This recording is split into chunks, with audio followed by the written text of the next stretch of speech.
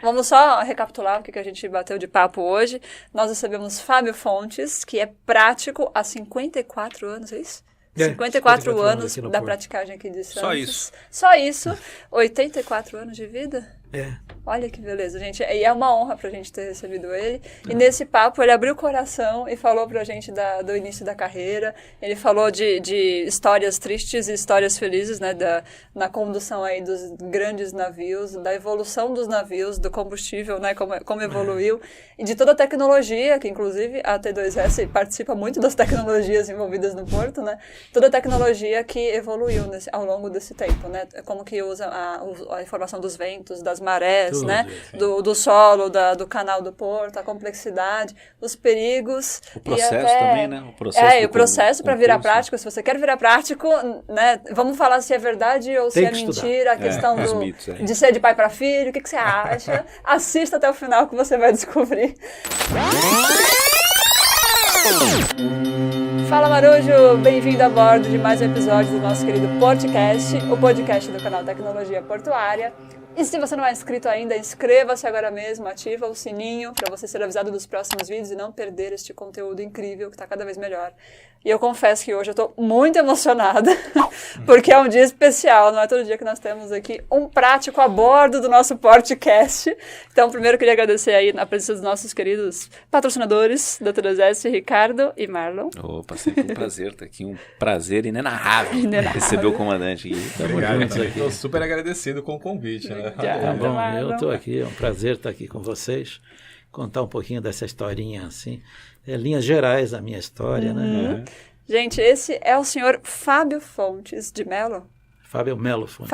Fábio Melo Fontes, eu já começo errando, já tô nervosa, me perdoa. É o Melo da minha mãe, né, e o Fontes do meu Fontes pai. do pai. E simplesmente é o presidente da praticagem do Santos hoje, pela 7ª vez, não é isso? Sou o decano. O decano é o mais velho e o mais antigo. Olha Sou só. mais velho em idade e o mais antigo em serviço. Caramba, 54 anos. Completo. É uma honra. Me sinto quase um dinossauro. Eu tenho a cabeça de um jovem no corpo de um idoso, mas eu não tenho.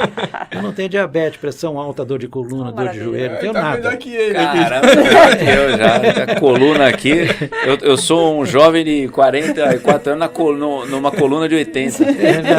Então eu vou trabalhando mais um pouco, estou lá, enquanto eu digo lá para meus colegas, enquanto eu não estiver atrapalhando o conjunto, eu vou ficar mais um pouco. Porque a minha cabeça, eu sou muito elétrico, eu faço muita coisa, corro, é filho que pede socorro, é neto, não sei o quê, é drone, é os amigos, é fotografia. Eu sou muito elétrico. Sensacional. Então, estou de bem com a vida. Em poucas palavras, sou um homem que estou de bem com a vida. Caramba. Eu sou um velho, não me manco muito, não me posiciono na vida como um idoso. Tá certo, o espírito Estou na estrada. Tem que ser esse espírito mesmo, né? Espírito jovem Está no para espírito, sempre. exatamente. É a cabeça, é o espírito. Show. Eu queria pedir para o senhor contar um pouquinho como que foi seu início de carreira, como o senhor começou na praticagem? Já foi como prático ou... Não, foi como prático. Foi como prático já. Né? Bom, processo seletivo, tem alguns mitos aí, né, que falam, de pai para filho. Isso é um mito, eu já nem ligo, mas em Santos é assim. Eu já fui um oculista há pouco tempo, cheguei lá, um homem de 40 e poucos anos, cheguei no gabinete dele para ele fazer a consulta, na parede tinha um quadro bonito, uma tela a óleo, um senhorzinho, cabeça branca, bigodão branco, um jaleco branco. Eu digo, só pode ser seu pai, né? Eu digo, meu pai é oftalmo, eu sou oftalmo e meu pai é oftalmo, mas não trabalhamos juntos. Ele tem a clínica dele, eu trabalho aqui. Quantos advogados que... Filho é advogado. Mas quando é prático, é aquela implicância, entendeu? Quantas vezes eu já ouvi, quem mais sustenta essa lenda é o santista. Eu sei que lá é uma máfia de pai para filho. Então eu respondo assim, nós somos 60 práticos. Não tem nenhum filho de prático. Nossa. Nenhum. Poderia ter, mas não tem nenhum filho de prático. Então carimba aí, mito. Não é verdade que passa não é verdade. O sujeito, para ser prático, tem que passar por um processo seletivo formal. E é assim, desde que a praticagem foi fundada. São 90 anos que se comemora agora, quando foi... Foi ontem, né? Agora esses dias, foi né? Ontem. Escolhido o dia do prático. Ontem, Mas 28, quem formalizou, você comemora os 90 anos de praticagem como instituição formal, que começou quando? Lá atrás, quando o Getúlio Vargas autorizou a formação os práticos inicialmente eram muito primitivos, né? Tinha o chefão era o dono da lancha, era um prático, e os demais práticos ficavam lá no banco sentado e de vez em quando ele mandava, vai você hoje, vai você. E o prático ganhava uma mixaria. E ele acendia charuto com nota de 1.000 na época, né?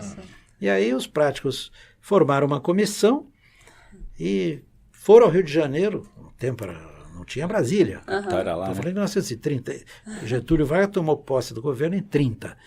Isso foi em 33, os práticos procuraram o Getúlio e ele então autorizou, fez uma lei e a Marinha, então, foi criada uma instituição formal com a sociedade, associação dos práticos. Então aí a gente considera o início como instituição. Praticar como instituição, então formou 90 anos de existência. Mas tem uma nacional, não? É uma para cada porto? Uma para cada porto. Mas criou-se uma ou já criou? Não, nós temos o órgão de classe no Rio de Janeiro e em Brasília, que chama-se o CONAPRA, é masculino, porque é o Conselho Nacional de Praticagens. É uma entidade de classe, né? Que é suportada por uma contribuição mensal de cada um dos práticos brasileiros. E, então, o órgão de classe que atua junto ao Congresso, junto ao governo, junto à Marinha. Um órgão que tem mais expressão coletivamente do que individualmente. Aqui nós não somos nada. Praticar de Santos, né? Então, e quando criou, já criou descentralizado, assim, um para cada autoridade cada porto tem a sua praticagem local. Desde o comecinho já está assim. Desde o comecinho já está assim. A forma jurídica de organizar variou, já foi cooperativa de trabalho, já foi corporação, já foi associação. Hoje é sociedade limitada. E assim vamos caminhando. Entendeu? E não tem direito de transferência entre portos? Por exemplo, se eu mudar para Itajaí, não pode assumir a praticagem lá? Se eu quiser ser prático em Itajaí ou Vitória, eu tenho que participar de um novo processo. Eu agora tenho, que ainda não tinha no meu tempo, agora tem contagem de pontos. Então, se o candidato é um capitão de Mariguerra ou é um capitão de concurso, ele já senta, quando ele bota o bumbum na poltrona para fazer a prova escrita, o candidato do lado tem 0 pontos e ele já tem 10 pontos. Já parte, o zero dele é 10 pontos inicial na contagem total. Aí conta várias coisas, tem desempate, quem é mais velho, se for a mesma idade, quem tem mais filho. O processo é imparcial. E para atestar a seriedade do programa, eu vou contar um episódio. E tem mulher na praticagem? Tem, mais de 10 no Brasil, 12 no Brasil. Aqui em Santos tem 2 moças. Caramba, que legal. Diferente, né? Que legal. Uma das duas, por ser jovem, por ser magrinha, ela é dos 60 práticos a mais ágil na escala. Ela pula que nem uma lebre, uma rapidez incrível. Já é mãe, inclusive. Casada com um prático do Rio. E ela é casada com o prático do Rio e trabalha aqui. Uma mas ela mora um pouco no Rio, um pouco. Então, o processo seletivo, voltando aqui, ele é extremamente transparente. Vou contar uma historinha rápida de um processo lá atrás, aos 15 ou 16 anos atrás, que a Marinha determinou processo seletivo para Santos para preencher uma vaga. Uma vaga. Apareceram 3.000 candidatos, uma coisa assim. Porque correu o rumor que o prático ganha muito dinheiro. Todo mundo fala, você está rico. Eu não estou rico, eu estou bem. Mas muita gente se candidata sem a menor condição de entrar. Sem a menor condição. 98% não tem a menor. Hoje, não passa num processo seletivo desse quem não acumular, no mínimo, 10.000 horas de estudo. Caramba. Eu tive um amigo, já faleceu, era oficial de marinha, era engenheiro naval, brilhante, poliglota, classificador de regata. Ele era íntimo amigo de uma muito mais jovem. Foi amigo na adolescência dos meus filhos. Depois ele foi ser oficial de marinha, entrou na escola naval, 01 de escola naval, um cara brilhante. Fez 3 exames para prática e não passou. Por quê? Porque não me ouviu. Não me ouviu. Você pode ser cientista da NASA. Se você não sentar o bumbum na cadeira e não estudar muito, não vai passar. Não adianta. Você pode ser o rei do mundo. Você pode ser, cara, premiado pela NASA, pode ser prêmio ou não. têm que estudar, porque é muito específico. O exame é extremamente É específico. uma prova técnica com... Muito. A peneira é muito fina, porque para cada vaga tem mais de 1.000 candidatos. Nos cursinhos da vida, por aí, dizem, isso aqui é o melhor cargo que tem no Brasil, é prático, vai ganhar mais de 300 mil por mês. Conta uma mentira dessa, entendeu?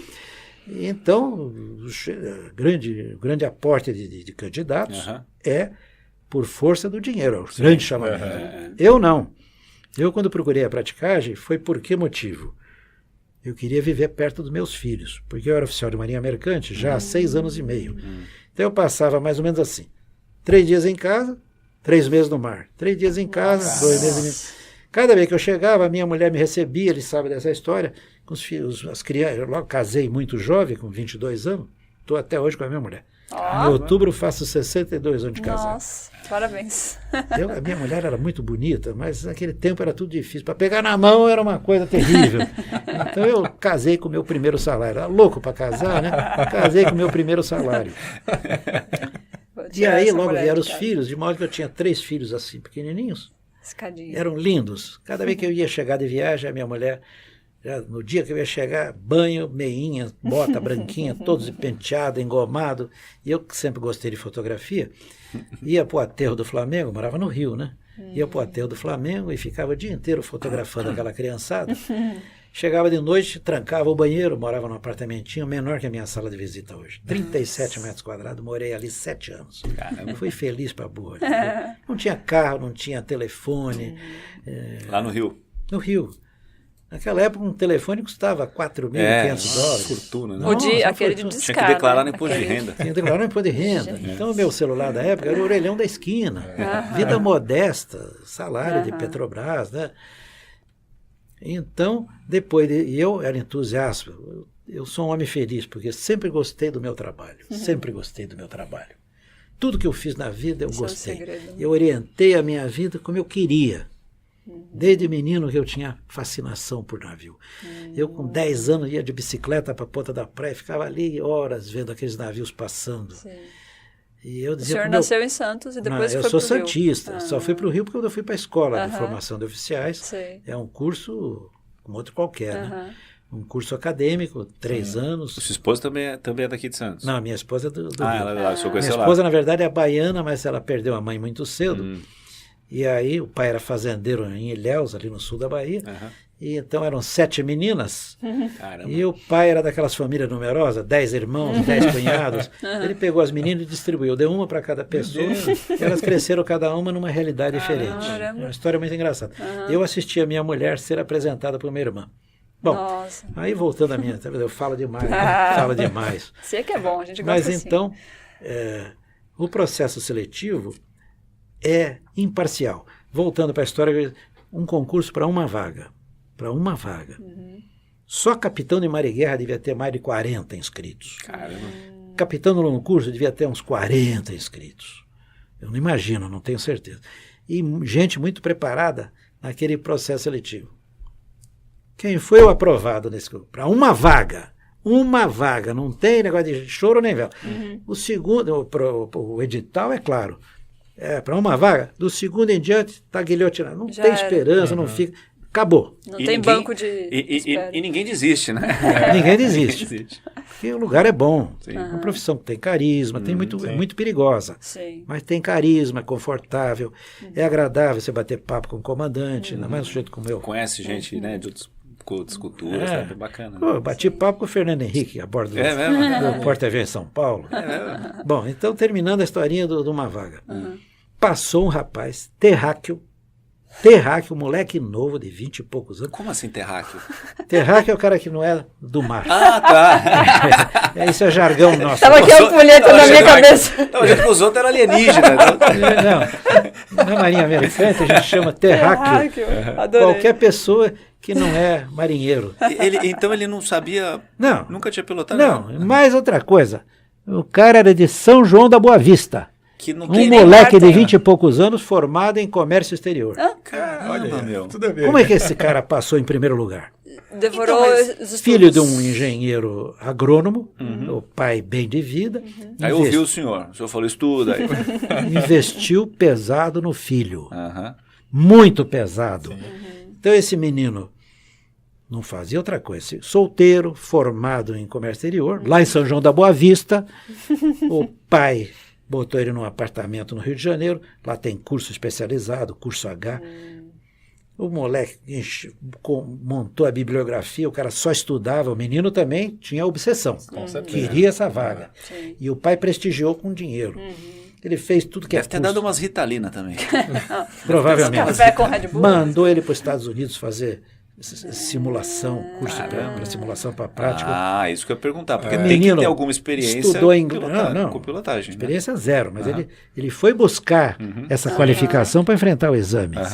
Aí chegou no exame, tem um exame, uma prova escrita, uma prova oral e uma prova prática no simulador. Então ele fez isso muito nos Estados Unidos. O pai investiu pesado. Ficou, acho que uns 4 anos investido nesse menino. Nossa. Caramba. O cara estava preparado. Chegou no dia da prova, ele sabia mais que qualquer capitão de mariguerra, que não sabe nada. Não sabe nada. Aquele monte de galão sabe. Mas é muito específico. Passou e a Marinha derrubou todos os ex-oficiais. E passou ele. Passou ele e a vaga foi dada para ele. Ele hoje é um colega meu, bom prático, ótimo prático. Mas ele recebe alguma formação prática antes de assumir? Porque ele não que nem ele só... Quando o cara passa nesse processo seletivo, é para ser praticante de prático, não vai ser prático. Aí o que é? Aspirante. Ele fica 1 ano, 1 ano e meio, ele tem que fazer 1000 manobras acompanhado por outro prático. Os primeiros 2, 3 meses ele só vê, você vendo. O meu pai era um homem muito interessante. Meu pai brincava, era um homem muito inteligente, bem sucedido na vida, e ele brincava assim: não quer que eu aprenda alguma coisa? Não faça na minha frente. Se eu ver, é uma vez só, está aprendido. Ele era muito sagaz, muito inteligente. Agora você imagine, o sujeito que vai fazer aquele exercício repetitivo dezenas, milhares de vezes. Para o sujeito passar a prática, depois passa um período de 1 ano a 1 ano e meio, treinando todo dia com todos os práticos, tem que treinar com todos. Embarca, faz. No começo ele fica 2 meses só vendo. Calado, só presta atenção. Fica vendo. Depois, do 3º mês em diante, o prático começa a entregar a manobra para ele. Se ele fizer errado, o prático corrige. Entendeu? Então, depois de 1 ano, o sujeito acaba aprendendo, né? Bom, isso aí tem que fazer uma segunda prova, depois desse período de 1 ano a 1 ano e meio, faz um segundo exame para comprovar que aprendeu. Só que esse segundo exame é também quem faz é a autoridade marítima, é a Marinha. Só que a Marinha só marca essa segunda prova se e depois que receber um ofício da praticagem, assinado pelo presidente, atestando que aquele candidato, o João, está apto a fazer aquela prova. Se não for esse ofício, não adianta, a Marinha não marca o exame. Deixa eu aproveitar para perguntar uma coisa. O senhor falou que é decano, né? Que chama? O Decano. Mais antigo da Decano praticagem. É o mais velho e o mais antigo. Mais velho e mais antigo. Em qualquer área. Tá. Pode ser no hospital, numa empresa de engenharia. O Uma decano nomenclatura. é o profissional mais velho e o mais antigo em serviço. E o senhor chegou a trabalhar com o Joaquim Marinho? Eu anotei aqui por curiosidade, porque a gente ouviu falar que ele Fui contemporâneo do velho Jura? Joaquim Marinho. Só trabalhava de terno de albene. Meia branca, paletó branco de albene, gravata branca, camisa Subindo branca a e bordo do chapéu navio branco. assim? Chapéu branco. Só trabalhava de terno. Nossa. Caramba. Não, até 1955, nenhum prático embarcava que não fosse de terno e gravata e chapéu. Caramba, meu. Chapéu com Quantos ventão do chapéus caramba, não caíram no mar? chapéu. Pois é, até 1955. Uau! Acredite no que eu estou dizendo. Gente. E o velho Joaquim Marinho, cujo filho acabou sendo prático mais tarde comigo, mas o velho Joaquim Marinho, ele não era da associação de práticos. Ele era um prático independente, porque lá atrás, no início da história, tinha uma disputa política por mercado. Quando o Getúlio Vargas autorizou a criação da categoria, teve um grupo que ficou junto com o dono da lancha. Então, quando foi consolidada a existência da praticagem, a vida começou, ficou aquele anticorpos. Logo aí o dono da lancha ficou velho, faleceu, e o velho Joaquim Marinho, com uma saúde de ferro, trabalhou até os 80 e poucos também. Aí, quando não tinha mais, a empresa já existia, os práticos da época, muito antes, eu cheguei em 69, eu estou contando história anterior, de 1930 e tantos. Então. Nos anos 40, os práticos começaram a convidar o velho Joaquim Marinho para ser prático. da associação. Sim. Ele nunca aceitou, porque ele lutou tanto contra a formação da classe, se sentiu desconfortável. Mas era um ótimo prático. Ele trabalhava sozinho, só fazia os navios poloneses. Mas era um prático exímio, muito bom. Show. Entendeu? E o filho dele, depois de muitos anos, veio ser meu colega aqui. Olha. Também já faleceu. Caramba.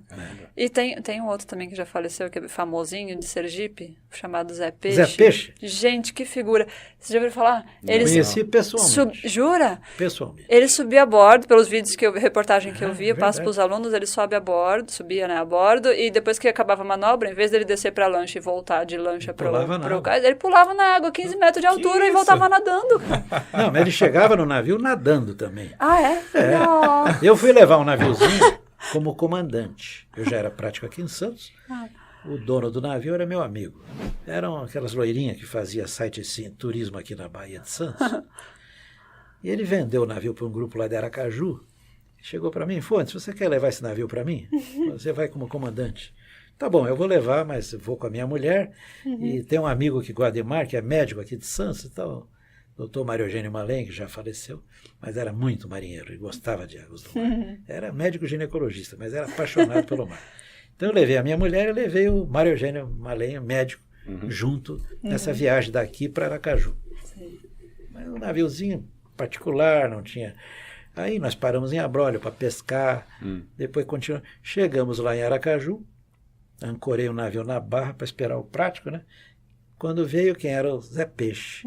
Aí o Zé Peixe não veio nadando de terra, mas ele veio a bordo de um supply da Petrobras. O supply passou navegando, nós estávamos ancorados ali em frente. Aquele supply enorme passou do lado do nosso navio, assim, uns 50, 60 metros. De repente aquele homem pula lá de cima. Ele podia pular do convés, que é baixinho. Sabe como é o supply? Baixinho atrás, só aquela estrutura na frente. Ele pulou lá de cima. Pá! Deu aquele anjo, mergulhou que nem espuma na água levantou. Aí veio nadando para o nosso Salto navio. olímpico. Salto olímpico. É? Veio nadando, aí estava lá esperando o navio que eu estava. Aí não estava de terno, né? Nem de chapéu.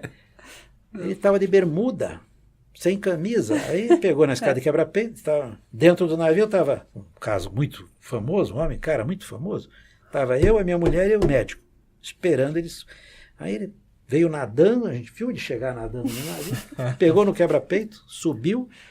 Quando ele deu de cara com a minha mulher, minha senhora, desculpe, eu estou assim de pé de fora. Abriu um saco plástico da cintura, veio de bermuda, abriu, sabe, tirou uma camiseta dessa Hering, sequinha, pediu desculpa, virou de costas e vestiu. Olha só. Só por causa da minha mulher. Aí fomos navegando e tal, vira o ferro e tal, entramos para o porto, terminou a manobra, não atracou, ancorou lá dentro com uma correnteza fortíssima, ancorou com 2 âncoras. Aí ele ficou, bateu um papo de meia hora ali com a gente, então tiramos fotografia. Aí se despediu, tirou, a senhora dá licença, vou tirar a camisa, botou no saquinho a camiseta seca, amarrou na cintura aquele saco plástico, pum, saltou no mar e foi nadando para a terra. Mas era uma figura, folclórica. Isso que eu ia falar, parece uma história de folclore. Exato, existiu vem mesmo. do fundo do mar lá. Se não tivesse a reportagem, não teria acreditado. Muito bem.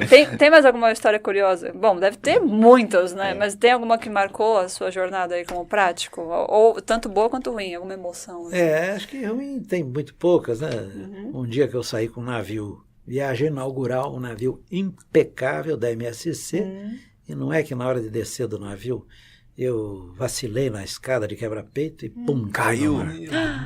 Bati de raspão na lancha, não me machuquei, fui para dentro d'água e logo, claro, uma noite de verão, felizmente o mar estava calmo, foi umas Mas o navio parado? Ou não, o navio navegando, nunca se embarca, nem navio prático só embarca e desembarca, o navio andando. Caramba, mas aí por isso que não chama tem escada perigo de quebra-peito, cair embaixo da hélice, essas coisas? E o pior é que eu desci do lado direito do navio, ele estava fazendo uma curva para a esquerda na saída da barra, mas mal sabia eu, que fiquei sabendo depois de 2 anos que eu voltei no mesmo navio, tinha um oficial que lembrava. Ele era o oficial que estava no dia na hora. Nossa. Eu, quando afundei, parecia uma coisa desesperadora. Nossa, a sensação de que eu afundei 5 metros. Devo ter afundado 2 metros. Mas o impacto da surpresa, você não espera cair. E tem risco de pegar na hélice? Tem, claro. Tem tanto a hélice da quando lancha, eu vim na da superfície, Não, Porque a tem a lancha lancha- tinha passado. Mas Ah. o perigo era o hélice do navio, que tem Mas quando você 9 caiu, metros de você não diâmetro. caiu Nossa. perto da lancha também? Caí do lado, mas Então. caí, bati na lancha, já fui para a água, e a lancha passou por mim, não pegou. Uhum. Mas aí tinha preocupação, quando eu fundei, que eu vi na superfície, eu fiquei desesperado, nadando para afastar do navio, porque o navio, além de tudo, estava fazendo uma curva para a esquerda, Aham. e Ixi, o navio não tem tomaram direção uma na frente, rabetada é a ainda. traseira que vai. Aham. E digo, essa hélice veio em cima de mim. Eu fiquei Caramba. desesperado, me afastando do navio, estava de colete, Uhum. e aquilo dificulta você nadar. Sim. Ele prende muito, eu afastei pouco. Mas aí o navio passou, foi embora, e a lancha logo me resgatou. Demorou 5, 8 minutos dentro d'água, e logo a lancha voltou no escuro, botou holofote e me Nossa, e à resgatou noite da ainda, água, deve à ser noite, de desesperado. roupa, Caramba, de sapato. noite, Eu trabalho assim como eu estou. E aí me resgatou, a lancha avisou para o navio perguntou, né? Não, o prático já está aqui na lancha, está safo, tudo safo, pode ir embora. O navio foi embora. 2 anos depois, embarco no mesmo navio, nem lembrava mais. O oficialzinho, um rapaz jovem, foi o senhor que caiu aquela noite comigo. Coitado, Aí deve eu ter comecei ficado- a conversar, eu lembro, como é que foi? O senhor se machucou, né? Aí que eu conversei com ele, digo, não, porque o oficial, quando acompanha o prático, ele está com o rádio na mão. Se o prático cair, ele... Comandante, prático na água, homem na água. O comandante lá para a máquina na mesma hora. Ah, E entendi. foi o que aconteceu. Quando eu caí, ele dizia, o prático caiu. O comandante lá, pau, parou, a primeira vez parou a máquina. Mas leva um tempo para parar, né? Não Demora para? alguns segundos. Ah, é? É. Pensei que demorava mais. Mas demora um pouquinho. Seja como for, eu estou vivo aqui. Graças a Deus, pra conversando contar as com histórias vocês. aqui. Não aconteceu nada. Caramba. E já caí Sensacional. outras mais 2 vezes, em situações diferentes. Ah, mas, então foram 3 quedas em quantos anos de Em carreira? 54 anos e quase 30 mil 54. embarques. Tá bom, 30 né? mil Né? manobras Tá bom, né? comandadas. Perto pelo de senhor. 30 mil manobras. Deve estar beirando já. O- Então a taxa de acurácia segurança tá é top. bem razoável. Aham. Então, Sim. no mundo, esse ano esse ano, no início do ano, morreram 2 práticos em Nova York. 2. Nova York. Agora faz um mês morreu um prático árabe. Entendeu?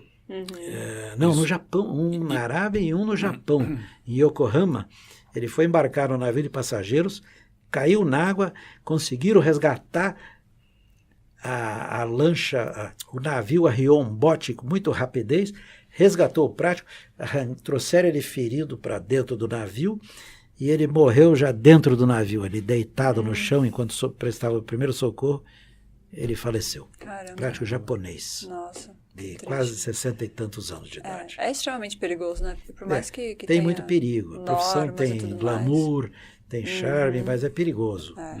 Então não se pode querer que um prático ganhe merreca. Não pode. Certo, É atividade que envolve Risco milhões de de vida, dólares. né? Um navio que vem da China, o frete do navio daquele são milhões e milhões de dólares. Uma viagem, uma pernada Sob dá responsabilidade de 8, uma 10 pessoa. milhões de dólares. Não pode pagar R$20 para um prático. Então, corre aquela renda, aquela lenda de que é de pai para filho, não é. É muito específica a prova. Hoje, para passar num processo seletivo desse, quem pode ser o que for, se não sentar e não estudar, o último concurso entrou um engenheiro do ITA e outro do IME. O IME é o ITA do Exército, Instituto Militar de Engenharia. Sim. São cursos que entram 60 e se formam 12, 13. Olha o grau de dificuldade. Sim. Medicina é outra coisa. Minha neta é médica. Entraram 100, se formaram 99. Entendeu? Medicina é fácil, é só decoreba. O difícil é engenharia. Médicos, comentem aqui se vocês concordam. Viu? Minha neta A entrou lá em engenharia é Sorocaba, complicado. 100 se Formou formaram 99. 99 e uma que não se formou. Vai ver o curso de engenharia naval na USP. Começam com 80, se formam 12, 13. Então, esses meus colegas novos aí, um que é do ITA, o cara era engenheiro aeronáutico, porque o ITA forma mecânico, eletrônico, eletricista, ele era aeronáutico. Nunca ficou na profissão, morava em Juiz de Fora, era dono do cursinho Objetivo lá. Dava aula de matemática e física. O cara é gênio. Esse estudou 5.000 horas e passou. Mas, Porque já fora tinha esses história. caras muito excepcionais, mas se não estudar, Esses muito excepcionais têm que estudar 5.000 horas. E aí estuda... Exatas tem muito... Os cursos de exatas todas são assim, né? A taxa de desistência é muito alta. Dá aula na FATEC lá pro curso de não tem jeito. Menos da metade se forma. Menos da metade. Eu fiz engenharia de computação também. Eram 40 vagas, abriram mais 40, eram 80 e acho que se formaram 8. Estudou? Santa Cecília aqui. Fiz engenharia. Eu tenho um neto que é engenheiro de TI, lá da Unicamp. Quando foi na conclusão do curso, tinha lá um professor que nunca ninguém viu o rosto dele esboçar um leve sorriso. A turma tremia de medo desse professor engenheiro. Tinha um pavor dele, porque ele era duro na aula, duro nas provas, na correção, não perdoava nada. Aí na hora de fazer o TCC, todos da turma pegaram outros programas. Sobrou o programa dele que ele tinha montado para se formar. Aí o Maurício, que é o meu neto, que desde pequenininho que ele estudava inglês e espanhol, porque gostava de língua, filho da minha filha mais velha, né? Aí o Maurício não teve pego, eu vou pegar esse programa. Trabalhou naquele TCC mais de 4 meses. O TCC dele foi aproveitado para montar uma clínica de beleza, essas clínicas globais para mulher, que tem tudo, desde a fisioterapia, beleza, cabelo, né? Foi aproveitado por uma clínica lá de Campinas. O trabalho dele foi duro, penou 4 meses. Como eu trabalhei nesse trabalho. Conclusão, esse menino hoje, o meu neto, mora na Holanda, casado com uma engenheira de TI também, muito linda, a esposa dele também. Estão lá 4 anos na Holanda. Aqui ele casou muito cedo e a minha mulher, ele foi criado na mão nossa, né? Então a minha mulher paparica esses netos. Maurício, você não vai ter um filho? Mimo só, né? Não vai me dar um bisneto? Digo, vó, no Brasil eu não tenho coragem de botar nem sonhava. Mas ele tinha lá um perfil no LinkedIn, o gringo achou o perfil dele, chamou para uma entrevista em São Paulo, foi contratado na hora, porque ele era fluente no inglês, no espanhol, contrataram na hora. Ele está lá, já teve várias promoções, então... Eu conto essa historinha para dizer que a competência é mandatória nos dias de hoje no mundo. Lógico. Entendeu? E falando em competência, estudo para a prova, né? E línguas também é um requisito para ser prático. É requisito falar inglês. Inglês? Só inglês? Ou não? Só inglês. Eu manobro já, as ordens de manobra são muito repetitivas. Então, pelos anos que eu estou na janela, eu manobro em alemão, em espanhol, em francês, em grego... Entendeu? Mas... Vai aprendendo as palavras. Mandarim não? Não, mandarim não. Mas o russo eu manobrava. Nossa. Mas aí num determinado instante, como eu sou prático há 50 e tantos anos, lá num determinado momento, parece que em algum lugar do mundo houve um acidente e parece que foi um prático que estava manobrando em russo e ele fez confusão entre Lieba e Prava, que é Boreste e Bombordo. Ele confundiu um com o outro e provocou um acidente. O inquérito, acho que foi na Inglaterra, comprovou que a culpa do acidente foi o prático querer insistir em usar o idioma russo. Aí foi criada uma norma internacional na International Maritime Organization, IMO, que é quem controla esse setor de marítimo, porto, né? Uma regra universal. Seja qual for a nacionalidade, o prático e o comandante só podem usar na ponte de comando um idioma, é o inglês. Depois do Costa Concórdia, aquele acidente na Itália, com aquele navio de passageiro, os navios italianos, era tudo italiano, né? Na ponte. Depois do acidente do Costa Concórdia, até os italianos, todo mundo italiano na ponte. A manobra é toda em inglês. Olha. Caramba. Não pode mais nem falar a língua deles. Tem que ser, né? Tem que padronizar. Né? Tem que padronizar, senão não Agora dá. não tem mais perigo. Bom, aproveitando que o senhor comentou de acidente com Costa Concórdia, tem alguns acidentes que marcaram época, né? Queria perguntar um pouquinho de alguns que aconteceram aqui, porque o pessoal fala muito daquele que tem na praia, que tem ainda os restos. Os restos, os destroços, é o Recreio? Aquele? Não, o Recreio já saiu, ficou um pouquinho, ali no Canal 7. Em frente ali a Rua Trabuzzi. Mas tem um outro no Canal 5, que quando a maré está muito baixa, Eu piloto muito drone, né? Então eu passo ali por cima na maré baixa com o drone, fica as cavernas todas do navio fora. Então a prefeitura cerca com baliza ali, quando a maré é alta é perigoso. Pessoa com 10 centímetros de água, um turista qualquer, tropeçar ali e se cortar, porque é tudo pedaço de ferro enferrujado. Então tá tudo cercado, mas na maré baixa você vê direitinho. É um casco de um veleiro antigo do século XIX, XVIII. Não se sabe. Se tentou descobrir quem era aquele navio.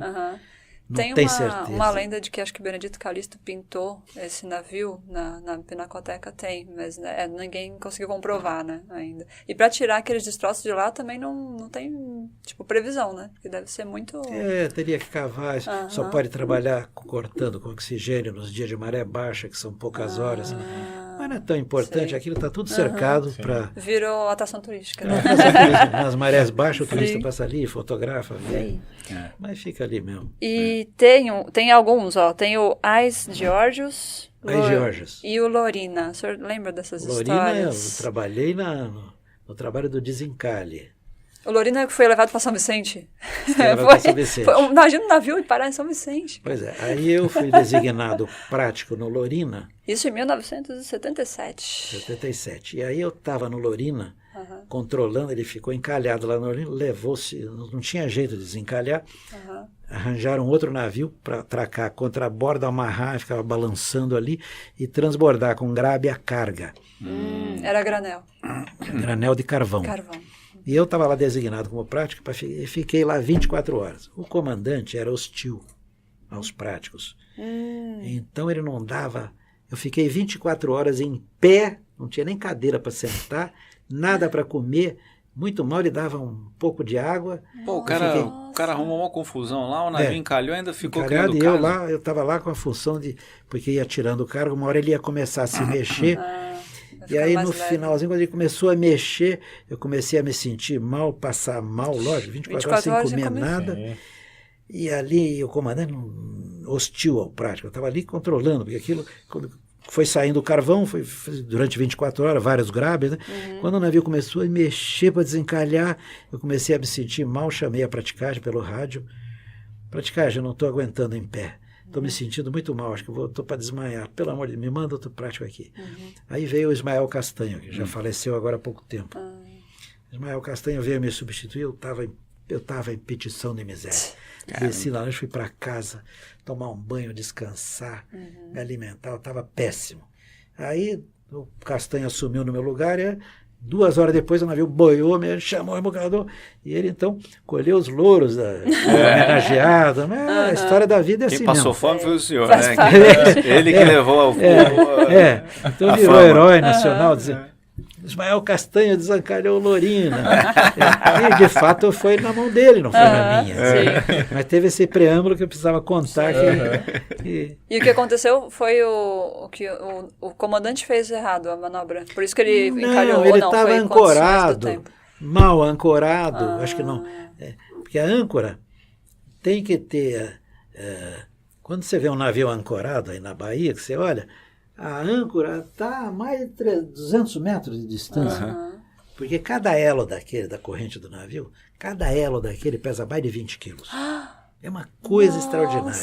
A âncora em si deve pesar umas 8 toneladas, mas ela segura o navio não é pelo peso, é porque aquelas patas, ele faz esse ângulo aqui, aquele peso. Quanto mais força o navio faz, aquela corrente tem que deitar no fundo, quanto mais força a correnteza e o vento faz, mais ela enterra na areia. O navio devia estar ancorado com pouca quantidade de corrente. Quando bateu uma tempestade aí no porto, na Bahia, saiu arrastando o navio e o comandante se atrapalhou e bateu na pedra, no morro ali perto da Ilha das Palmas, e dali saiu e foi bater lá ali perto da Ilha Porchá, por ali assim, né? Deu azar, ele não soube, a máquina demorou para preparar, enfim... É uma fatalidade que acontece. Acontece de vez em quando. Mas não chega a danificar o navio, não, né? Não chega a danificar o navio nem nada, não, né? Quando encalha. Amassou um pouquinho, porque o fundo aqui não tem muita pedra, é tudo areia. Empena uma chapa, mas precisou tirar a carga e o navio voltou normal. Não quebrou nada do navio, na verdade. E de 2 mais recentes, tem o de 2017, que é o Login Pantanal, que derrubou 40 e poucos containers, mas isso já foi comprovado que não tem nada a ver com praticagem. Não, foi na Barra, em alto mar. E o Capo San Antônio, que bateu na balsa. Esse é mais recente agora, né? Esse Capo San Antônio já está para ser julgado no Tribunal Marítimo por esse mês agora. Mas parece que a conclusão do inquérito, o prático que estava a bordo era o Robles, meu colega, que é tão entusiasmado com a profissão quanto eu, tão caprichoso no dia a dia dele quanto eu, super competente. E o Robles era o prático naquele domingo, um domingo ensolarado, por isso que foi muito fotografado, muito filmado, era cheio de gente na balsa, ponto da praia. Os grupos de WhatsApp cheio de vídeo. O WhatsApp estava cheio de filme, contando a história e tal. Mas, na verdade, o que aconteceu? Ele fez a manobra, saiu do Tecum, o navio estava muito vazio, todo fora d'água, e ele, quando começou a navegar em direção à Barra, daqui a pouco bateu um vento de mais de 70 quilômetros. Pegou o navio de lado, começou a levar para cima da balsa, já estava chegando a balsa. Começou a levar, comandante, o prático, o comandante congelou, digo, toda a força dele. Ele pediu para remeter, né, para tentar. O comandante, não, está muito perto, e só deu a metade. Aí o navio saiu raspando ali assim. Então, parece que o inquérito vai dar como caso fortuito. E aquele acidente gerou uma doutrina nova. Agora esses navios não podem mais trafegar totalmente vazio com a proa. Ele estava toda fora d'água. Totalmente vazio mesmo? Estava todo quase que vazio. Eles não precisam encher os tanques para baixar? Pois é. Poderiam ter feito e não fizeram isso para, quando chegar no destino, não perder tanto tempo em sempre assim, né? Sempre querendo o tempo, né? Otimizar o tempo. Porque navio, uma hora custa uma fortuna. Né? O aluguel de um navio vagabundo hoje custa 35, 40 mil dólares por dia. Por dia. Então, os volumes são muito. E aí o comandante fica entre a cruz e a caldeirinha. Não sabe o que fazer. Ele não pode arranhar muito a norma de segurança e não pode desagradar o patrão, o armador. Então, parece que o caso foi meio fortuito, que não foi nem culpa do comandante, nem culpa do prático. Foi um vento violentíssimo que adveio de repente. O caso teve muita repercussão porque foi num domingo ensolarado, todo mundo viu. E o estrago, bem na balsa ali, né? Bem ali. Mas provavelmente não vão deixar decorar a Varia Grossa. O estrago na balsa não foi grande. O seguro pagou aquilo, fez tudo novo. Na verdade, o maior prejuízo foi o navio que ficou aí uns 10 ou 12 dias parado para consertar. Rasgado no casco, né? Exato. Então, você multiplica 40 mil dólares dia por 10 dias, deu $500 milhões de prejuízo. O comandante deve estar arrependido de não ter botado força total. Exatamente. Mas a vida é assim. E o senhor, né, com 50 anos de profissão, acompanhou um pouco da evolução, tanto do tamanho dos navios, quanto do porto, quanto das tecnologias usadas. O maior salto que a engenharia deu, o primeiro grande salto foi quando, nos anos 20 do século passado, quando terminou a era da navegação a vela e começou a era da navegação a vapor. A primeira propulsão de navio foi o Fulton, que na Inglaterra, no finalzinho do século XIX, desenvolveu a caldeira a vapor que produzia trabalho. Entrava num cilindro e produzia trabalho. Isso movimentou a indústria inglesa. Imediatamente, ou em poucos anos depois, isso foi trazido para dentro dos navios. Mas aí, nessa época, finalzinho do século XIX e início do século XX, ainda toda a carga do planeta era transportada por grandes navios veleiros, com 4 mastros, 3, 4 mastros, alguns com 5 mastros. Quando não aquela tinha nem coisa container, romântica, né? Que a gente vê nas fotografias, né? Pois bem. Era mais barato a carga transportada por aqueles veleiros. Aí surgiu um navio a propulsão a vapor, depois o segundo. Depois de muitos anos é que surgiu o motor diesel. E a diferença de velocidade era muito alta, né? Muito alta. Muito o veleiro alta. é bem devagarinho, né? Uma viagem do Grain Race, tem muitos livros que eu já li, quase todos. O Grain Race era o transporte de trigo do sul da Austrália, Wallaroo principalmente, era o porto. No portinho de Wallaroo, os veleiros grandes carregavam trigo até o máximo. Então ele saía de Falmouth Fort Orders, na Inglaterra, ia até a Austrália e voltava com a carga total. Isso dava 150 dias. Caramba!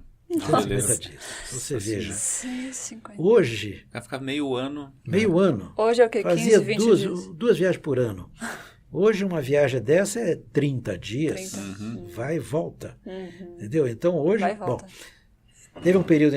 Então o principal passo na navegação mercante foi quando passou da vela para o vapor. Depois de uns 20 anos, mudou do vapor para o motor diesel. Hoje, e por muitos anos o motor diesel trabalhava com óleo diesel. Depois de uns 10 anos da presença do diesel na navegação, mudou para o fill-oil, que é um combustível mais barato, é uma borra preta, que é o resíduo final de quando tirou gasolina, diesel, querosene, avigás, não sei o quê. É o que sobra, A sobra é aquela É o que borra. chamam de bunker. Ela é tão grossa que às vezes precisa aquecer para Nossa. poder entrar no bico injetor dos motores, mas é mais barato. Custa $400 a tonelada. Presença de enxofre e tem o fill-oil com baixo teor de enxofre que custa mais caro. Então a Petrobras só produz, aqui no Brasil só tem o fill-oil mais refinado, que tem baixo teor de enxofre. Mas como lá na Europa inventaram um sistema de purificar os gases de descarga do navio, é um sistema chamado scrubber. O que é isso? É uma pulverização sob alta pressão.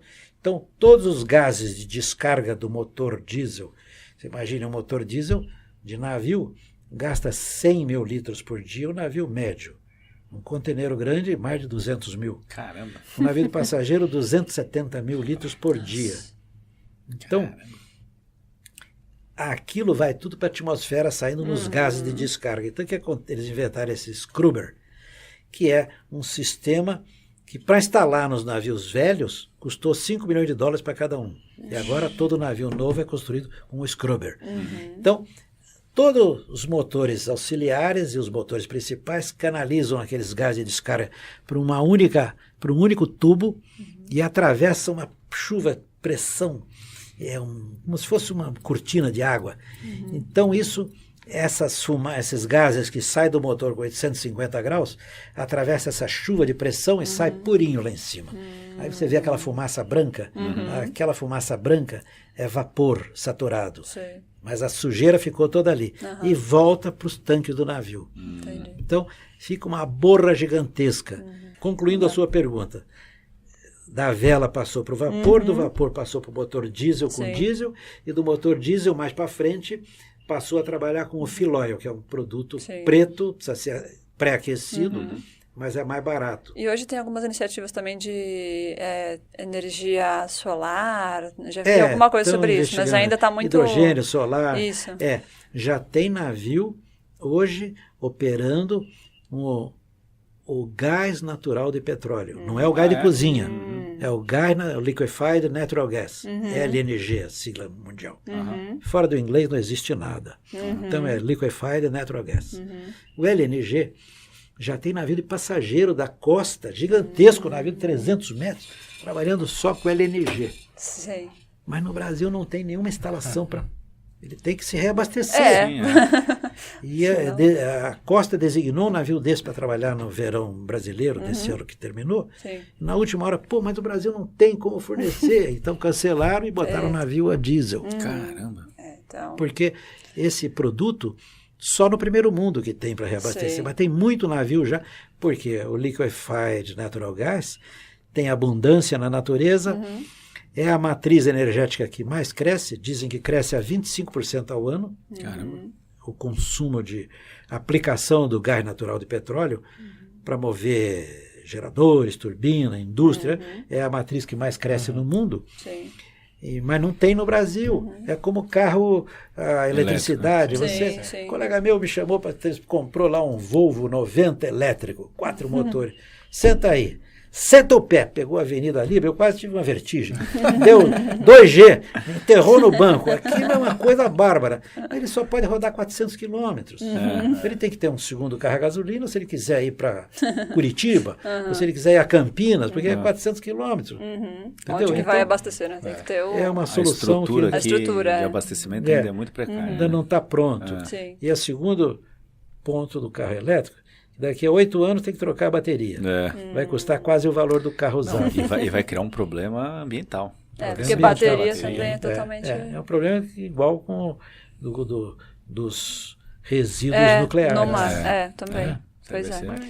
E os navios que o senhor comentou, em tamanho, como é que está hoje? O Porto de Santos, ele consegue... A atividade daquele chamada indústria do transporte marítimo é uma atividade que, como tudo na humanidade, hoje depende de escala para ser lucrativo. Sim.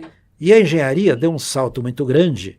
A engenharia naval e a arquitetura naval, que são duas coisas distintas. A arquitetura naval, nem existe faculdade de arquitetura naval no Brasil, e é muito importante.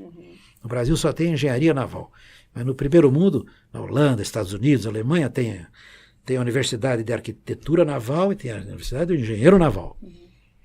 O arquiteto é o que projeta, que nessa atividade o mais difícil é o projeto. Construir um navio é fácil, entendeu? Navio se constrói nas Filipinas, nesses países do leste europeu, para baratear o custo. O difícil é projetar um navio. Muito bem. Essa engenharia naval e arquitetura naval, nesses anos que eu estou na praticagem, de 25 anos para cá, deu um salto gigantesco. Aprimorou muito. Hoje tem navio que já não tem mais leme. Ele tem a popa chata e é um cachimbo lá embaixo que gira 360 graus. O hélice gira. Mas aquilo é tudo hidráulico, é uma coisa sofisticadíssima. Só tem uma desvantagem o sistema. Duas desvantagens. É caro de instalar e é caro para fazer algum reparo se alguma coisa bater ali. Mas o que aquilo provoca em segurança, em eficiência, compensa. Então já tem navio de passageiro, e aquilo ali, ele dá um cavalo de pau. Aí é uma coisa impressionante, entendeu? Os rebocadores do porto, é tudo agora com esse sistema. Por que isso foi possível só agora?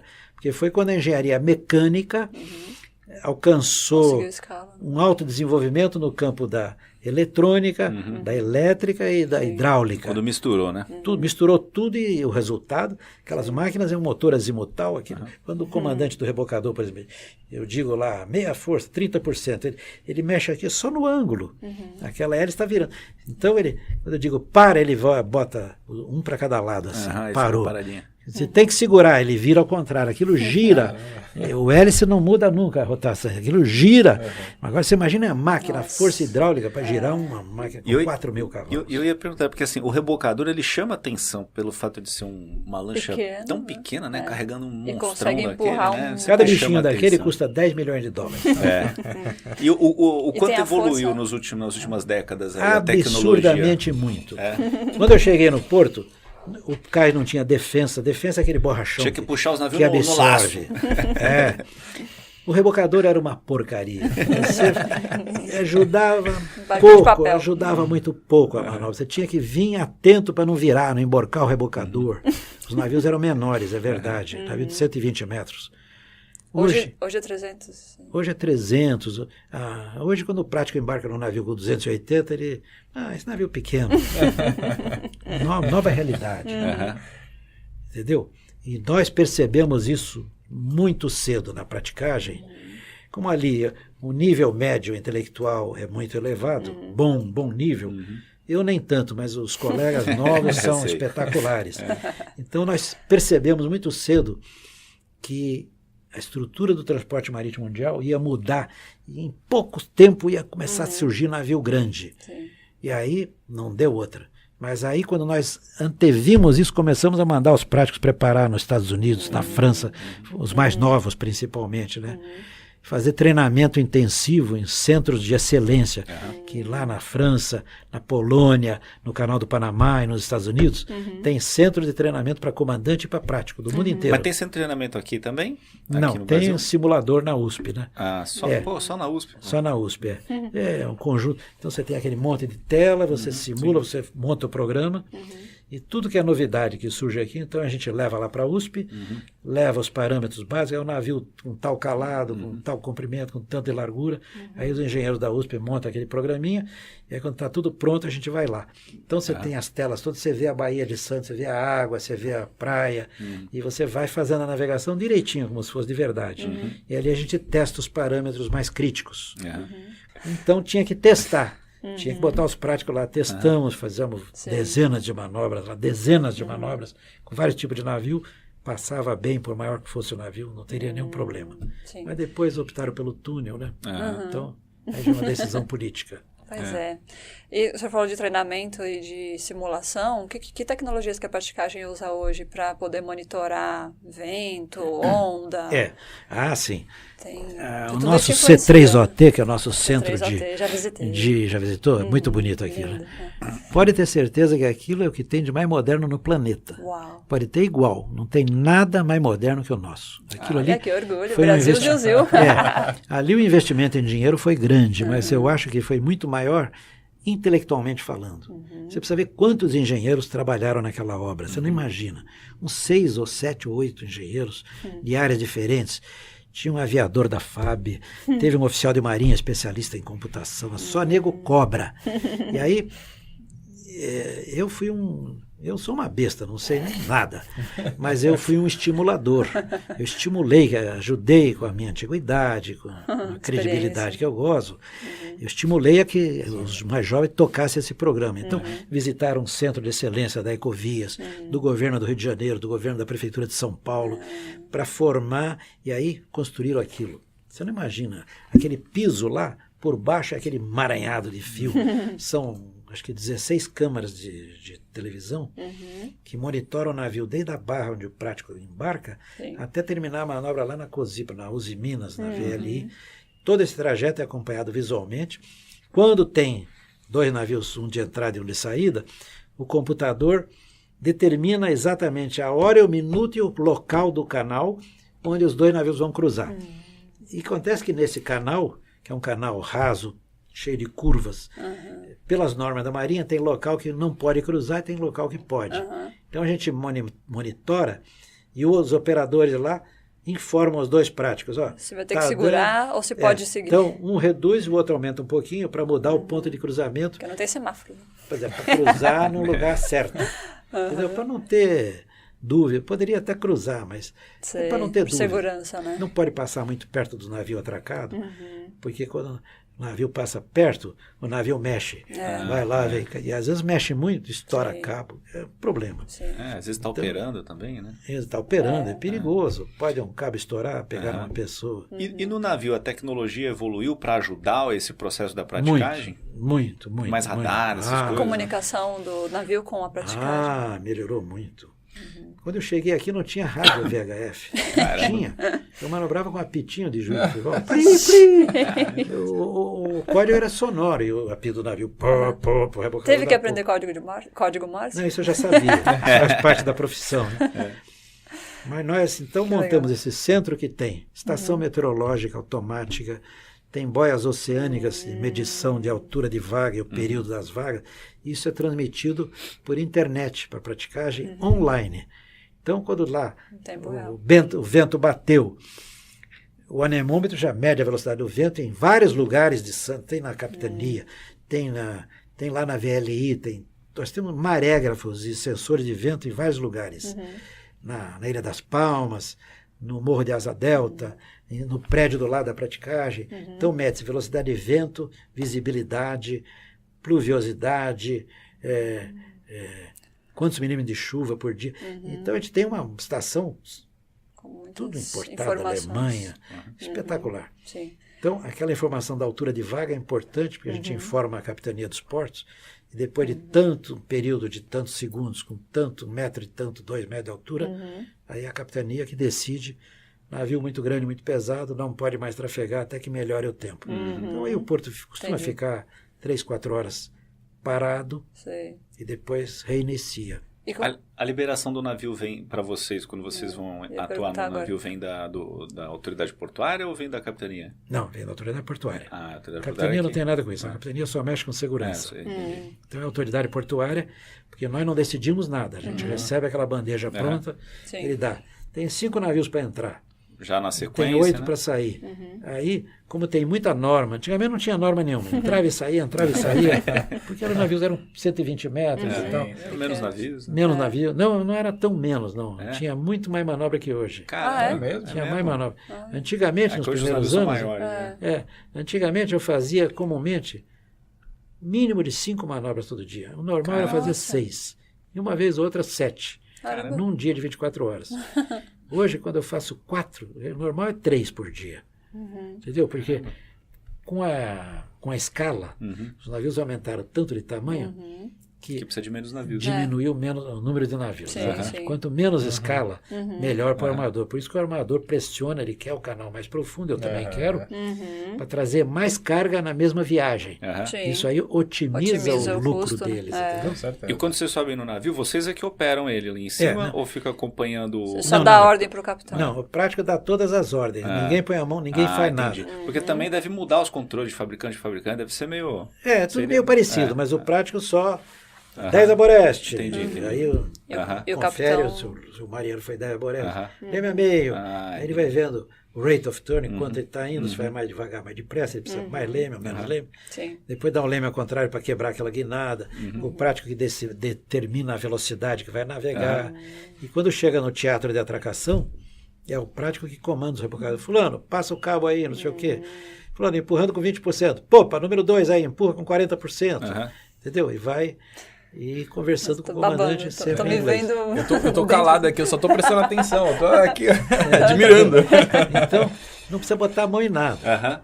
Mas E uma vez ou outra eu pego o marinheiro meio barbeiro. Tem E vai lá e toda a assume, né? Fala, dá esse leme aqui. Eu vou lá, pego um pouquinho, daqui a pouco eu boto. E aí quando o marinheiro não é bom, eu canto para ele. Oeste 10 a meio, bombordo 15 a meio. E aí eu faço com o navio não dê mais ditado. cabeçada nenhuma. Só de boca. Ou então eu pego direto lá. Faz um ditado. E assim, é lei, o capitão navio ele tem que esperar o prático é que vai... É obrigatório. É obrigatório. Quer dizer, agora, quando é navio de dragagem, ele é dispensado? Porque ou fica um prático acompanhando o tempo Não. inteiro? Quando é um navio, uma draga nova que vem, ela tem que fazer 5 viagens. Uma entrada, uma saída, depois uma entrada e uma saída 5 vezes acompanhado de um prático. Depois aí, depois dessas libera 5 o... vezes aí, para que os oficiais do navio, é tudo holandês em geral, é chinês, né? Sim. Só tem holandês e chinês na dragagem. Chinês. A Van Nord e a... Van Nord, esqueci o exato. nome da outra... a chinesa. Então, faz 5 viagens, uma entrada e uma saída, é uma viagem. Tipo um teste, né? Só para... Um teste, Para o cara se familiarizar, se tiver alguma dúvida, pergunta para o prático e tal. Mas a draga tem muita manobrabilidade. Anda de lado, atraca num lugar que tem a meio metro de, 1 metro de folga, ela entra. E a draga faz tudo. Agora, aquilo ali, o comandante um dia, fui numa draga, numa dessas viagens, o holandês muito simpático, gordinho, bonachão, prático. Você não olhe para isto aqui como se fosse um navio. Isto aqui não é um navio, isto aqui é uma fábrica, é uma indústria. Porque aqueles braços descem, sobem, bombas gigantescas que aspiram. É um transformer. Aquele braço chupa um paralelepípedo como se fosse um cisco de areia. Entendeu? Não, é Fica assustador preso. mesmo. Assustador. Eu subi essa que está fazendo a dragagem aqui, no ano passado, Velha quando estrada. nós fomos para Roterdã, a gente visitou a Van Nord e a gente subiu nessa draga. Inclusive, a gente almoçou lá. Foi muito legal. Ai, que legal. Muito legal. E, pô, eles mostraram a sala de controle, mostraram os guindastes, o aspirador lá. Cara, é um monstro. Surreal. Um monstro. Transformer. E por essa razão, tem muita quebra. Eles têm a bordo uma É, quantidade gigantesca de sobressalente. Eles têm uma fábrica Tem muito torneiro peça. mecânico, soldador, fresador. Nossa, Eles fabricam as peças lá. fabricam Né? lá. Por isso que ele falou que é uma indústria. Entendeu? Que Então, legal. o brasileiro não faz isso. A hora que quebrar, se botar uma draga do Estado, vai ser uma lástima. Entendeu? Teve um cara desse aí que disse, se entregar para o governo controlar o deserto do Saara, em 6 meses vai faltar areia.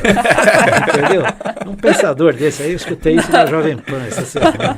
Entendeu? Então, não pode. Lá com eles é empresa privada. Né? Então, eu conversando com o diretor, estava lá na nossa viagem para Israel, um daqueles rapazes era diretor de uma dessas aí, da Van Nord.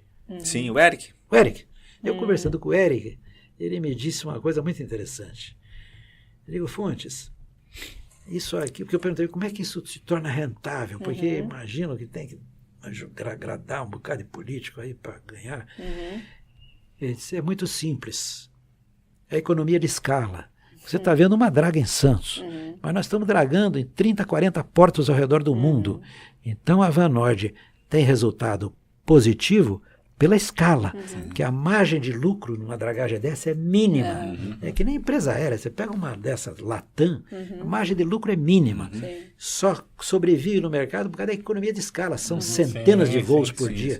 Se fosse pequeno, não dava. Não dá, não sobreviveria. Eu costumo perguntar, por que o Brasil hoje, com essa costa gigantesca, nós não temos um único navio de longo curso, nenhum. Pois é. O que o Brasil tem é os de cabotagem, que são todos capital estrangeiro, tripulação Eu brasileira, não vou nem comentar do FRMM. e alguns offshore. Por que o Brasil não tem nenhum navio? Para pensar. Qual é a razão? Excesso de imposto e excesso de burocracia. Exato. Todo o desenvolvimento tecnológico esbarra muito Trava nisso, né? Exatamente. A própria automação dos terminais, né? Assim, a taxa tributária é altíssima. Nós não temos a tecnologia desenvolvida aqui, a gente também não consegue importar, porque fica inviável. Né? Inviável. Isso só encarece o custo do serviço dentro do próprio serviço prestado. Mas olha, não é só o terminal. Eu agora tive lá no 8º Distrito Naval, todo de gravata e abotoadura, todo bonito, cerimônia lá de 11 de junho. Aquilo lá tem parada, banda de música, coisa suntuosa, né? Brilhante. Condecoração da Ordem Naval para um monte de figurão importante lá, né? E eu fui com o presidente da praticagem, eu fui com o motorista, ficou lá me esperando, eu tô lá, depois que termina aquela cerimônia, banda de música, a bandeira, coisa maravilhosa. O cerimonial é impecável. E depois tem um coquetel. Ele lá, o mestre de cerimônia, está encerrada a solenidade, os presentes estão convidados a um coquetel aqui no Salão Nobre, e aí termina, retira a banda de música, os convida, todo mundo de gravata, lá só mulher, bem vestido, de bolsa, e aí vai todo mundo pro salão enorme, lá um salão cheio de garçom servindo, coquetelzinho, salgadinho e tal. E aí eu comecei a bater papo com um cidadão, eu sou muito conversador, né? E a gente não percebeu, não. Eu não conhecia esse cidadão, comecei a bater papo com ele, né? E aí ele disse, eu sou prático. Eu disse, você é prático, eu tenho vários colegas de turma que são seus colegas, o Hermes, falou uns 4 ou 5 nomes. Ele era almirante, já na reserva, apresentava de terno. Eu sou o presidente da Amazônia Azul, uma empresa agregada à Marinha e tal. Aí comecei a conhecer, eu conheço bem, prático, eu fui comandando o 1º Distrito Naval e tal, e estou batendo papo com ele. Aí chega um senhorzinho idoso, começou a bater papo com ele, demonstrando intimidade. Ele nunca me viu na vida. O almirante eu estava conhecendo naquela hora, no meio da festa, no meio de salgadinho. Aí chegou, esse senhor já foi no entrou coquetel, na né? conversa. O álcool já estava... Mais ou menos. Eu não bebi nada, mas eu estava todo com um copo de whisky na mão, então, coquetel meio-dia, né? E aí Bota se empolgar muito. o senhorzinho brincando, você é amigo desse canalha?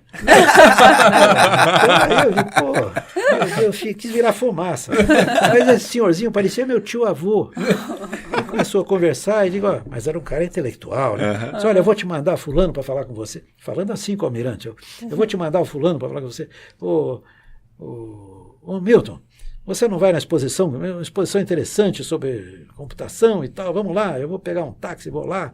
E eu vi aquela conversa, daqui a pouco Aí o almirante, alguém chamou o almirante, fiquei eu sozinho com esse senhorzinho, carequinha, baixinho assim que nem eu, mas com cara de velhinho, né? Aí começamos a conversar e tal, eu digo, quem é o senhor? O senhor é almirante também? Não, eu sou engenheiro químico, mas eu trabalho em favor do programa. Você vê, a aeronáutica tem o ITA, o exército tem o IME, e a Marinha não tem nenhuma academia desse tipo. A Marinha fez há 55 anos atrás um convênio com a USP, e ela faz a formação dos seus engenheiros, dos seus engenheiros navais na USP. Ela tem um acordo com a USP. Foi uma opção que ela fez, podia ter a sua própria escola, preferiu usar a própria USP. Muito bem. E eu trabalho, eu sou engenheiro químico e ajudo muito a Marinha, porque eu acho que é em favor do Brasil, precisa ajudar. E eu, aqui eu já fui presidente de muitas instituições, muitas entidades, e a Marinha não tem uma presença aqui em São Paulo tão grande, então eu intermedio, ajudo, porque eu acho que é bom para o Brasil o programa nuclear da Marinha, é bom para o Brasil, o cara mostrando patriotismo, né? Aí eu perguntei, Se o senhor não se incomodar, posso lhe perguntar a sua idade? Porque eu estou achando muita atividade, eu vejo que o senhor tem idade. Não, eu trabalho muito, eu tenho 80 anos. E o senhor que idade tem? O senhor tem 84, ele quase caiu duro para trás. Ele parecia meu tio. Meu Deus do céu, camadinha, sabe? E eu tenho 84. Tava judiado. Tava judiadinho, entendeu? Mas o carinho é bacana. Olha, aprende comigo. Entendeu? Então, essa é a historinha que eu tinha para contar. Seu Fábio, Diga. eu gostaria de ficar a noite inteira conversando com o senhor, porque mas tem não mais, dá, muito mais coisa para a gente perguntar. Mas, assim, hoje a praticagem no Brasil ela é obrigatória, mas nos outros países, como que funciona? Não, no mundo inteiro é obrigatório. No mundo inteiro é obrigatório? Obrigatório. Desde o acidente com Concórdia ou já... Não, sempre foi. Sempre foi? A obrigatoriedade começou... Não, era liberado até 1955, 56, para os pequenos navios brasileiros de cabotagem, mas aí um belo dia teve um acidente, o Vérnia ia saindo.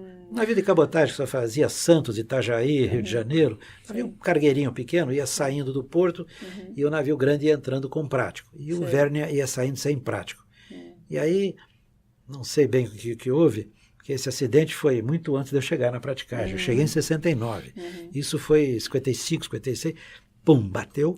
E o Vérnia afundou ali na hora. Está lá no fundo, em frente da praticagem, ali em frente à praia da Pouca Farinha. Mas ali é tão fundo e o fundo é muito mole. Esse resto de navio foi afundando na areia, engoliu. A areia não aparece mais quase nada. Nossa. Mas na hora, todo mundo viu ali da ponte, o pessoal da praticagem, que está sempre em stand-by, foi lá, correu de lancha, resgatou os marinheiros Mas ninguém todos. morreu, né? Ninguém morreu. Não, morreu o comandante. Morreu? Não, porque o comandante era um senhorzinho já, entrado nos 60, praticagem recolheu ele d'água, ele foi o último a descer do navio, recolheu, Muito trouxe todo mundo diferente da do ponte. Concórdia, né? Pois que é. abandonou. Mas o comandante começou a passar mal, e aí deitaram ele lá na ponte dos práticos, que é hoje a ponte Edgar Perdigão. Essa nossa ponte nova, nossa da praticagem, ainda não existia. Sim. Pois ele deitou ali e aí morreu do coração. Ah, Não tadinho. morreu afogado, morreu do coração. Do choque Pela emocional. emoção, Né? né? Com certeza. Então, desse ponto em diante, aí a Marinha tornou obrigatória. Agora, todo navio no Brasil inteiro tem que usar prático. Tem uma Entendi. pequena isenção, que são aqueles supplies da E Petrobras. Quando Pelo menos a gente fez um trabalho uma vez lá no Porto do Açu e eu ouvi dizer que lá não precisava porque eles têm uma ponte, né, que avança 200 metros para dentro do mar. Então Isso. é meio que em alto mar. E quando é Offshore. alto mar não precisa, né? Precisa. Precisa também? Precisa, Eu acho que usa. alguém comentou lá que não tinha praticagem lá. Tem. No Porto do Açu. Tem? Tem. Ah. Acho que pelo que eu tenho de informação, eles trabalham lá também. Ah, Entendi. Talvez se estiver muito na ponta, assim, é só largar os cabos e dar adiante, né? Porque é um porto offshore, né? Eles fizeram. Tem Mas uma tem- ponte que avança 200 metros para dentro do mar. Então é bem água profunda. É Né? água profunda. Aquele porto, você sabe que era para ser aqui em Itanhaém. Era para ser no Peruíbe, né? Peruíbe. Nossa, É.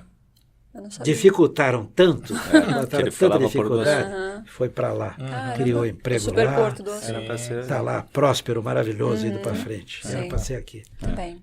Bom, então para encerrar, a gente tem que fazer aquela pergunta que a gente faz para todos os convidados, que é quem é o Fábio Fontes de bermuda e chinelo? O que você gosta de fazer nas horas vagas quando não está trabalhando? Se Bem, é eu que para de trabalhar em algum momento. Né? Não, claro que paro. Nas horas vagas, eu sou muito Ele joga Batalha engajado Naval. com os meus netos, meus filhos. Tenho lá um pequeno sítio no sul de Minas. E eu preparei lá uma sede maravilhosa e ninguém vai. Entendeu? Chama a gente Iludido. pra eu pra lá. Tem piscina, tem cavalo, tem boi, tem tudo. Me iludi. Então, a minha filha mais velha mora lá sozinha, ela separou do marido depois de 25 anos de casado. Eita. Cara, Mas enfim, meus filhos já estão criados, casados e tal, os meus netos, né? Sim.